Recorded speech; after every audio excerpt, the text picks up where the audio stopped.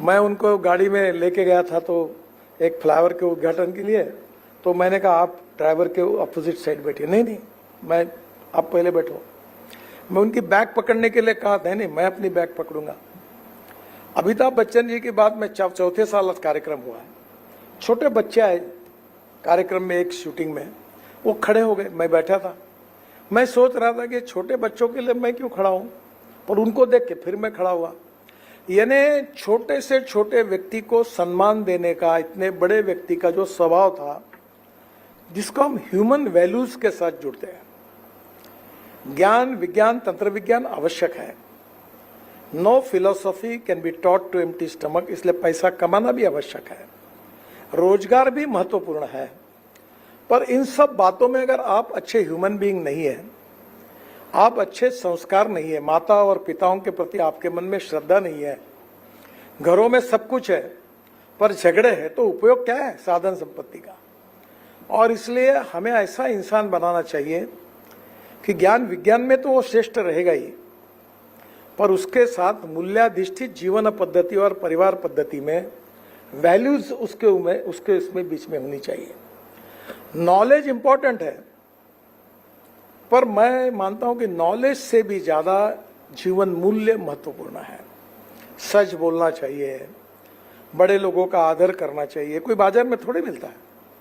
आपका चाल चलन व्यवहार और चरित्र कैसा है, आपका व्यक्तित्व कैसा है, आपके सीनियर लोगों के प्रति। अब मेरे घर पर मेरे दोनों लड़के सरस्वती शिशु मंदिर में पढ़े, तो वो छोटे छोटे हैं। तो वो परसों राजनाथ सिंह जी आए थे, तो अचानक आए तो घर में उनको बताया गया, तो उसने पूरा झुककर ऐसा उनको नमस्कार किया। तो बड़े बड़े अखबारों में फ्रंट पेज पर वो फोटो आया कि ये देखो इसने कैसे नमस्कार किया। यानी छोटी छोटी बातों से हमारी इतिहास, संस्कृति और विरासत और जो हमारी वैल्यूज है, ह्यूमन वैल्यूज है, जीवन मूल्य है, मूल्याधिष्ठित जीवन पद्धति, परिवार पद्धति और शिक्षा पद्धति और मूल्य, ये हमारे सबसे इंपॉर्टेंट एसेट्स हैं। और जितना हम नॉलेज के ऊपर प्रायोरिटी देते हैं, उतने संस्कारों पर भी देनी चाहिए। अगर आपने क्वालिफाइड इंजीनियर बनाया, डॉक्टर बनाया, पर उसमें इंसानियत नहीं होगी, तो उसके ज्ञान का उपयोग क्या है? अगर उसका बिहेवियर अच्छा नहीं है, तो उपयोग क्या है? तो पहले इंपॉर्टेंट चीज है कि अच्छे एजुकेशन के साथ इतिहास, संस्कृति और विरासत के आधार पर मूल्याधिष्ठित जीवनों के ऊपर जो हमारी मूल्य है, उसके संस्कार भविष्य के पीढ़ियों पर होना उतना ही आवश्यक है। और अगर संस्कार अच्छे होंगे तो कोई लड़का क्यों वायोलेशन करेगा? रेड सिग्नल होगा तो रुकेगा, रैश ड्राइविंग नहीं करेगा, यहां रोड क्रॉस करते समय जहां करना है वही करेगा, हेलमेट पहनकर ही गाड़ी चलाएगा, मोबाइल पर रखकर मोबाइल में बात करके स्कूटर साइकिल नहीं, जान बचेगी लोगों की। पर वो जो लेता है, चलता है, चल जाता है, करते रहो, चिंता मत करो, इस प्रकार का भाव क्यों है? क्योंकि उसके माता पिता ने और उसके शिक्षकों ने उसको जब पढ़ाया, तब थोड़े संस्कारों की उसके ऊपर कमी रह गई। इसी के कारण वो प्रोडक्ट जितना अच्छा चाहिए उतना शायद एजुकेशन और नॉलेज में हो गया होगा, पर व्यक्ति संस्कारों में उतना नहीं हुआ है। और इसलिए आज के जीवन में हमें प्रगति और विकास की ओर जाना है। There is a difference between two words, modernisation and westernisation. Modernisation आवश्यक है, ज्ञान, विज्ञान, तंत्र विज्ञान, इनोवेशन, रिसर्च आवश्यक है, प्रगति और विकास आवश्यक है, विश्व के साथ प्रगति करनी है, आगे जाना है, आवश्यक है। पर इतिहास, संस्कृति और विरासत में हमारी शिक्षा पद्धति से, हमारे परिवार पद्धति से, हमारी सामाजिक पद्धति से जो जीवन मूल्य मिले हैं, जो संस्कार है, वो हमारी सबसे बड़ी स्ट्रेंथ है। और इसलिए विज्ञान, ज्ञान विज्ञान से पूरी परिपूर्ण और संस्कारों से सक्षम ऐसे भविष्य के नागरिक का निर्माण करना, यही हमारे यूनिवर्सिटी और एजुकेशनल इंस्टीट्यूशन का प्रायोरिटी में एजेंडा है। और मुझे बहुत खुशी है कि अच्छे नागरिक भी बने, अच्छे साइंटिस्ट भी बने, इंजीनियर भी बने, डॉक्टर भी बने और सुसंस्कृत भी नागरिक बने। संस्कारों के आधार पर भी वो परफेक्ट बने। ये बात जरूर है कि no one is perfect and no one can claim that he is perfect. उत्तम, अधिक उत्तम, सर्वोत्तम up to infinity, you can not catch your own image. तो ये हमारे बीच में कोई पूर्णांक नहीं है, हम सब अपूर्णांक है। व्यक्ति में दोष होते ही है, तो धीरे धीरे हम दोषों को कम करें और गुणों को बढ़ाएं, यही अच्छे व्यक्ति निर्माण करने का बड़ा मिशन हो सकता है। और आज आपकी संस्था ये काम अच्छा कर रही है, और इसलिए जो संस्थाओं से जो पढ़कर गए ऐसे विद्यार्थी, विद्यार्थिनी, युवक, युवतियां समाज में और अनेक क्षेत्रों में अच्छा काम कर रहे हैं, ये शिक्षा का यज्ञ है। और इसी प्रकार का कार्य इस यूनिवर्सिटी के द्वारा, HSNC यूनिवर्सिटी के द्वारा भविष्य में होता रहेगा। इसलिए मैं हृदय से बहुत बहुत शुभकामनाएं और शुभेच्छाएं देता हूं आप सबको। हमारे जो विद्यार्थी मित्र और बहनें हैं जिनको आज अवार्ड मिल रहा है, उनको मैं बेस्ट विशेष देता हूं। नॉलेज की हमें आवश्यकता है। फ्यूचरिस्टिक डेवलपमेंट किस दिशा में होगी, फ्यूचरिस्टिक टेक्नोलॉजी क्या क्या होगी, हमारी स्ट्रेंथ कौन सी है, हमारे वीकनेसेस कौन से हैं, विश्व में डिमांड किसकी ज़्यादा है, और कौन से क्षेत्र में हम रिसर्च के आधार पर, टेक्नोलॉजी के आधार पर हम विश्व में आगे जा सकते हैं, इसकी विजन भी बहुत ही इम्पोर्टेंट है। एक फिलोसोफर ने सही कहा है कि you can donate I but you can not donate vision. Appropriate vision for development, for futuristic development is very important. और जिनके पास भविष्य की सोच है वो निश्चित रूप से कई गुना आगे जा सकते हैं। मैं जब मुंबई आता हूं तो मैं अपनी गलती को महसूस करता हूं, पर समय निकल गया है। अभी हम लोग फ्लाईओवर बना रहे हैं, तो नागपुर में पहली बार हमने एक ही पिलर पर, नीचे पे रोड बनाया, ऊपर में फ्लाईओवर, एक ही पिलर पर, उसी पिलर पर, उसके ऊपर में हमने मेट्रो बनाई। फिर अभी एक प्रयोग और नागपुर में किया कि एक ही इसमें नीचे में रोड, ऊपर में मुंबई, कलकत्ता, दिल्ली, मद्रास रेलवे लाइन का आरओबी रेलवे लाइन, उसके ऊपर में फ्लाईओवर और उसके ऊपर में मेट्रो, 4 लेयर हो गई। और अभी पूना में 3 प्रोजेक्ट मंजूर किए हैं। अभी हम लोग भूमि पूजन के लिए मुख्यमंत्री जी और उप मुख्यमंत्री जी को मैं कह रहा हूँ 50,000 करोड़ के, और वहाँ हम लोग ऐसे 3 प्रोजेक्ट कर रहे हैं कि नीचे में रोड, ऊपर में फ्लाईओवर, उसके ऊपर में फ्लाईओवर, उसके ऊपर में मेट्रो। अब स्वाभाविक रूप से देवेंद्र जी जब मेरे पास आते हैं घर पर नागपुर में, तो मेरे घर के सामने ये है, तो मैंने कहा देवेंद्र मेरे से गलती हो गई। ये मुंबई के फ्लाईओवर बनाते समय ये पूरा western express highway, eastern express highway मैं अगर 3-3 फ्लोर का बनाता तो शायद ट्रैफिक जाम मुंबई में होने में बहुत कमी होती है। क्योंकि फ्यूचरिस्टिक जो सोचना चाहिए उसमें उस समय हो सकता था, शुरुआत हुई थी, पर कोई भी नई बात करने में हिम्मत भी लगती है और प्रूवन टेक्नोलॉजी भी लगती है। Proven technology, economic viability, availability of raw material and marketability of the finish product, तो चारों बातें नहीं होगी तो सक्सेस नहीं मिल पाता। और इसलिए हर समय एजुकेशन इंस्टीट्यूशन के जो गॉडफादर है या पॉलिसी मेकर इन गवर्नमेंट है, उन्होंने 50 साल दूर का सोचना चाहिए। हमारी अड़चन ये है कि हम लोग नजदीक का सोचते हैं। शॉर्टकट ये बड़ा पॉपुलर होता है, but shortcut cut you short. और इसलिए कहीं भी 50 साल का दूर का जब सोचेंगे तो फिर सही बात होगी।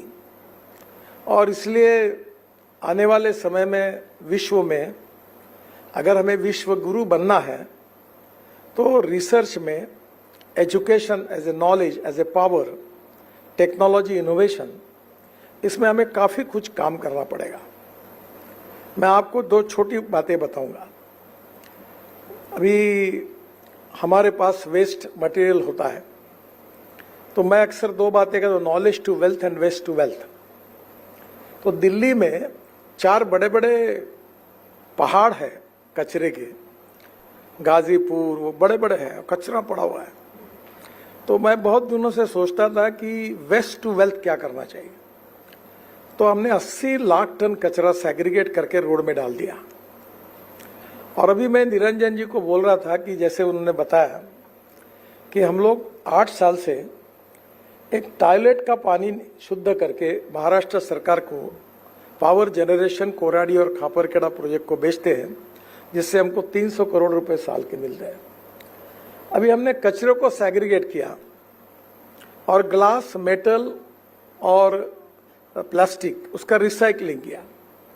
अब प्लास्टिक से ये जो इंडस्ट्रियल ऑयल बना है और ये बन सकता है, और जो ऑर्गेनिक वेस्ट है वो बायोडाइजेस्टर में डालकर उससे मीथेन निकालकर मीथेन से बायो सीएनजी बना है। अभी अगले महीने में उसका उद्घाटन है। 28 टन पर डे सीएनजी निकलेगा और उसके ऊपर हमारी ट्रक, बसेस, कार, स्कूटर चलेगी। अब मैं ट्रांसपोर्ट मंत्री हूं। मैं अभी 1 साल पहले पूना में मैंने बजाज की एक मोटरसाइकिल लॉन्च की जो सीएनजी पर थी।